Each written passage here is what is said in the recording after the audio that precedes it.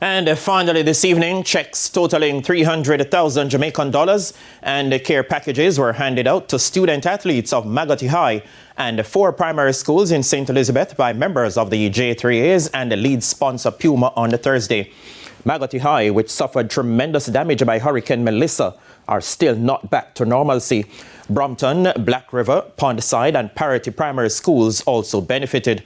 This is the second such initiative by the J3As, having done so in Westmoreland and Hanover last month.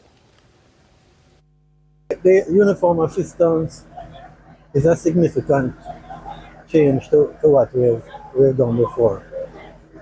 What has happened is that many of the students are not able to attend school in their uniforms, and we have provided assistance to the schools to enable them to ensure that these athletes are able to attend in uniform just like other kids. And the schools consider it extremely useful in the sense that nobody thought of that aspect of this support. And one of the things that they said is that we came to them. We didn't send a bus. We didn't send, but we came to them and saw them and spoke with them and experienced some of what they were experiencing in real lifetime. Despite the setback, Magotty High's principal, Sean Graham, is optimistic that they will do well this year at the ISA Boys and Girls Athletics Championships.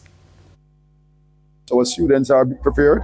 We're getting the nutritional part of it on board, and psychologically they are ready. So I expect it there to be a good showing at Champs. Western Championship first, and then when we get to National Championship. And we are looking to take them internationally as well.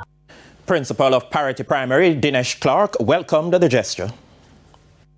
It's very motivating for the students because it reminds them that hard work, perseverance and resilience is very important in achieving what you want. So it is giving them, putting them back on track to say, well, you have experienced Hurricane Melissa, there's a setback, but there is also the opportunity for you to move forward and to continue to look towards your dream. There were approximately 200 students and teachers on hand to share in the activities.